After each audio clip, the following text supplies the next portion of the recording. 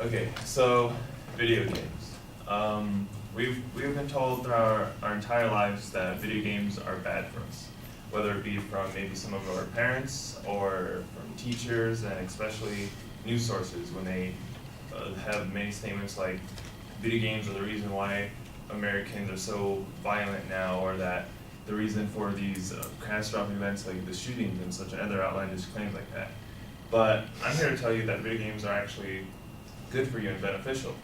And I'm gonna go over some of the reasons as to like how it benefits the brain, how it can teach problem solving skills, and the benefits it has on the body. So first with the brain is that there have been many studies throughout the years that show the many effects and positive effects that video games have on the brain. But in more recent studies, it just doubles down on that fact with one study in particular done by the Max Planck Institute of Scientific Development, done in Berlin, Germany. Did research that showed that playing video games actually increases gray matter in the brain and helps to pretty much refine certain skills, and which in layman's term basically it increases the size of the brain and also helps work specific parts of the brain to help train them and get them working more and help improve them altogether, such as it increases your memory capacity, how it organizes information in your brain, and such things like that.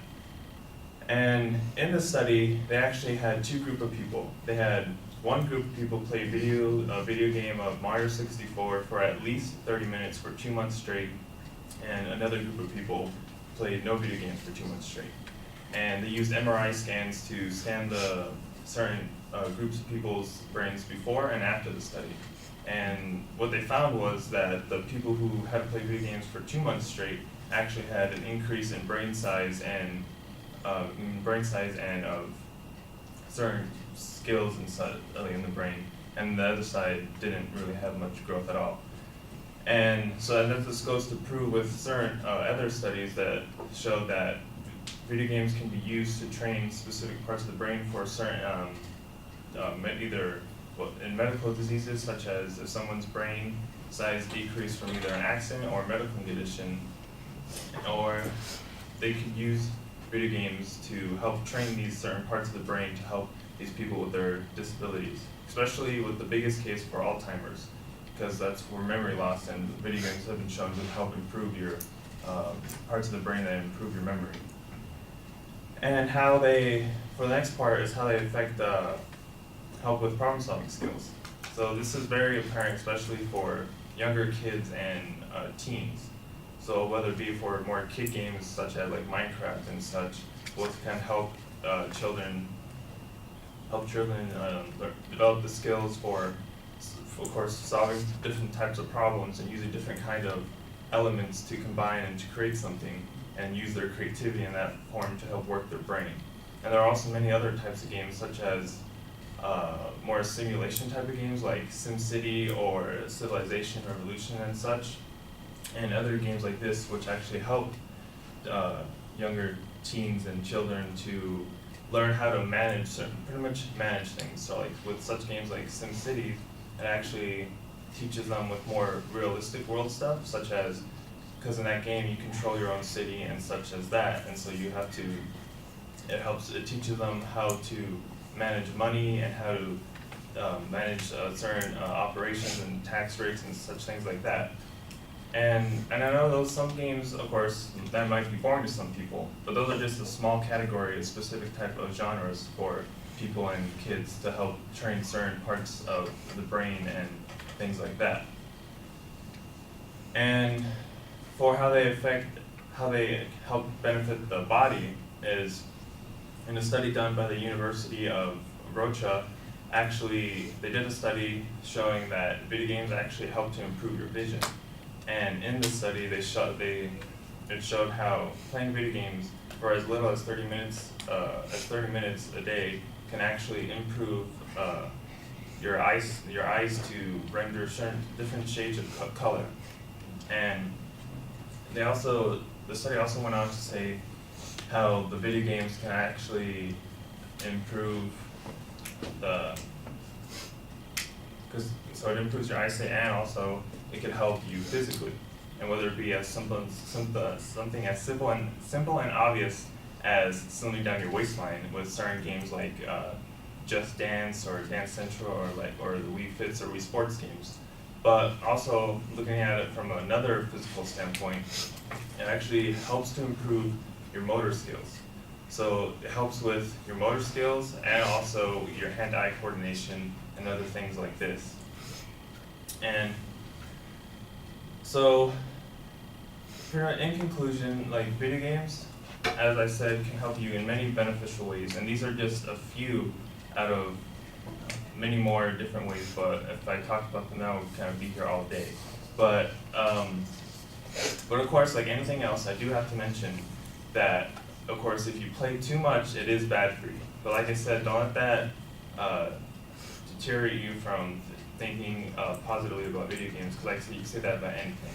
I mean, even too much water and too much broccoli could be bad for you. And so at the end of the day, I kind of just wanted you to realize, like, and you might be thinking also that, well, like Alex, if games are so good, do the news always point at these studies that show that video games make people more aggressive? Well, in those studies, they actually don't take into account if the actual subjects being studied have previous, are naturally more aggressive or more, already have kind of mental issues as it is. And so they don't take into account these specific type of things that will kind of lean the studies towards the way they want it. So I just want you all to kind of, if you have a negative outlook on video games, kind of rethink it, and you don't have to play them if you want, because everyone has their own different interests, but just to kind of have a better outlook on them and look at them in a more positive way rather than trying to blame them for the world's problems. Thank you.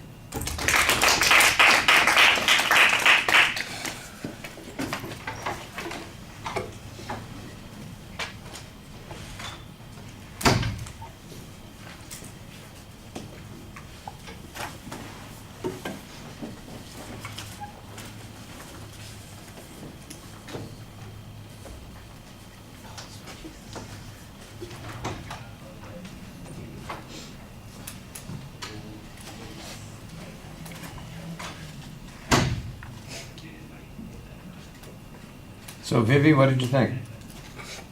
Overall, I thought it was a good presentation.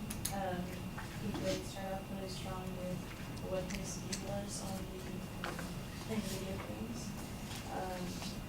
The evidence that he had about the studies that he did, he researched, they're interesting.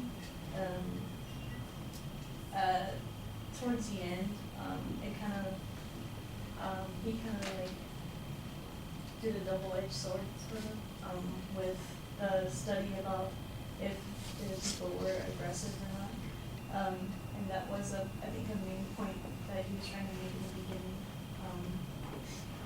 Overall, I thought it was a really good presentation.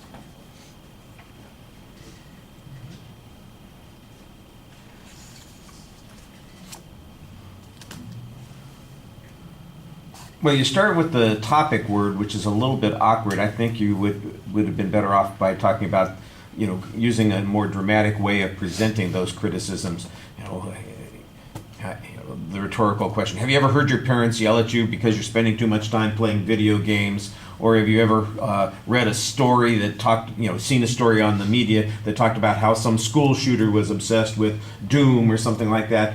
This is the kind of thing that gives video game playing a bad name. And the problem is that video games are actually more productive and much more useful. I just think it could be a little bit more dynamic. There's nothing wrong with what you did. It's just that we're talking about how could we make things better. That's, I think, a way that you could make things better. I thought you had a very clear statement of what your purpose was, and there was an excellent preview of what the supporting structure was going to be, so I appreciated that. I could see that there is a series of claims that you're making for the benefits of video games. You talk about brain development, you're talking about problem-solving skills, you even talk about some impacts on motor skills in the body. I think that The brain development one, you've got some interesting research that you cite, and you're very clear on that. I think you could use a little bit more information about the stuff that relates to trauma patients and Alzheimer's folks. I think that would strengthen that part of the argument. The problem-solving skills, you mentioned Minecraft, and you talk about SimCity and those kinds of games that do those kinds of things. I know that they're supposed to do that. Well, kids have been playing Minecraft for 20 years now. Are they doing better? You know, are they performing better in school? Are they more successful at doing the kinds of things that these kinds of games present? I didn't hear any information about that. I just kind of get this idea that, well, these games are supposed to do those kinds of things, and so they must work. And I didn't really hear much information that suggested that they work. There's a little bit more information about the impact on the body when you're talking about motor skills and your hand-eye coordination, that sort of thing. I think in that part there's a little bit of information. Again, I think you need some more data on this, and I know that there's data available on those 2 points because I've heard these kinds of speeches before. So you suffer a little bit because I think you started off a little bit stronger. The middle section isn't quite as full of information as it could be, but everything's well organized and easy to follow. The argument that you present at the end is kind of a rebuttal issue to the aggression point. You say those studies don't take into consideration X, Y, and Z, in particular predisposition to aggression. How do you know that?